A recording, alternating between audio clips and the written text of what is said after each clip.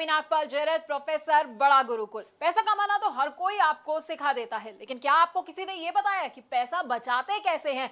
जानते हैं मैं ये बात क्यों कह रही हूँ? क्योंकि ये कहा जाता है कि एक एक बचाया हुआ रुपया कमाए हुए एक एक रुपए के बराबर होता है। इसलिए पैसे कमाने के साथ साथ ये बहुत जरूरी है कि पैसे को बचाया कैसे जाए। इसलिए तो हम आपको बताएंगे कि कैसे आप पैसे बचा सकते हैं और उसे निवेश कर सकते हैं। अब कभी किसी के घर पे शादी होती है, कभी उसे घर भी खरीदना होता है, तो ऐसे में ना आपको समझ नहीं आता होगा कि भाई मैं पैसा कहां से निकालूं। तो घबराए नहीं, क्योंकि हम आपको ये भी बताएंगे कि किस लक्ष्य के लिए आप कैसे पैसा बचा सकते हैं, तो आपके लिए कहां निवेश करना सही होगा। इन टिप्स के साथ हमने आपके लिए बहुत ही खास कोर्स बनाया है। इसमें हम आपको बताएंगे कि आखिरकार गोल बेस्ड फाइनेंशियल प्लानिंग क्या होती है। अब आप सोचेंगे कि भाई सेविंग और इन्वेस्टमेंट तो मैं करता ही रहता हूं, लेकिन आपको पता है सेविंग और इन्वेस्टमेंट में ना बड़ा अंतर होता है। तो ये अंतर क्या होता है ये भी हम आपको बताएंगे।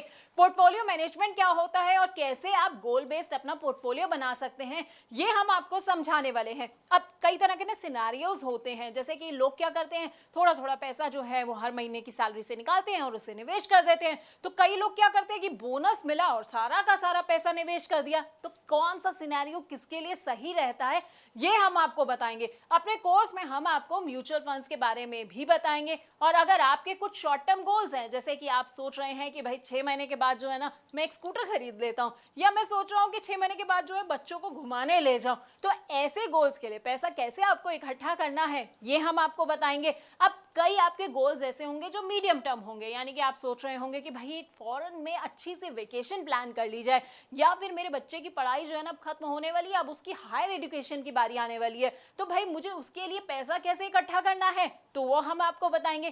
कौन कौन से म्यूचुअल फंड्स जो आप ऐसे में चुन सकते हैं, हाइब्रिड फंड्स ले सकते हैं, बैलेंस एडवांटेज फंड ले सकते हैं। लेकिन अब आप ये सोच रहे होंगे भाई ये सारे फंड्स कौन से होते हैं, तो हम आपको ना इन तमाम फंड्स के बारे में बड़े अच्छे से बताने वाले हैं। उसके अलावा हमारी जिंदगी का जो सबसे बड़ा और सबसे लंबा गोल होता है ना रिटायरमेंट प्लानिंग का, वो आप कैसे कर सकते हैं। म्यूचुअल फंड्स के जरिए अपनी रिटायरमेंट प्लानिंग आप कैसे कर सकते हैं, कौन कौन से फंड्स आप चुन सकते हैं, ब्लू चिप फंड कौन से होते हैं, मिड कैप फंड कौन सा होते हैं, या स्मॉल कैप फंड्स जो हैं वो आपके लिए कैसे फायदेमंद हो सकते हैं, तो हम आपको बताएंगे। इसके अलावा ना निवेश के बड़े सारे और भी इंस्ट्रूमेंट्स होते हैं। अब जैसे पीपीएफ होता है, नाम तो सुना होगा आपने, एनपीएस होता है, एलआईसी के प्लान्स के बारे में तो हर कोई जानता है, और इक्विटी और डेट इंस्ट्रूमेंट्स के बारे में तो हर कोई जो है वो पूरा अच्छे से समझता आया है। लेकिन इनमें से आपके लिए कौन सा प्लान सही रहेगा ये शायद आप नहीं जानते होंगे।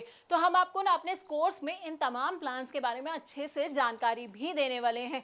और अगर आप रिटायर हो चुके हैं और आप सोच रहे हैं कि भाई मुझे तो बड़ा सारा रिटायरमेंट के बाद जो है ना पैसा मिल गया है, अब इसे मैं कहां पर निवेश करूं, तो बस आपको टेंशन नहीं लेनी है, क्योंकि हम आपको ये भी बताएंगे कि रिटायरमेंट के बाद आप कहां निवेश कर सकते हैं।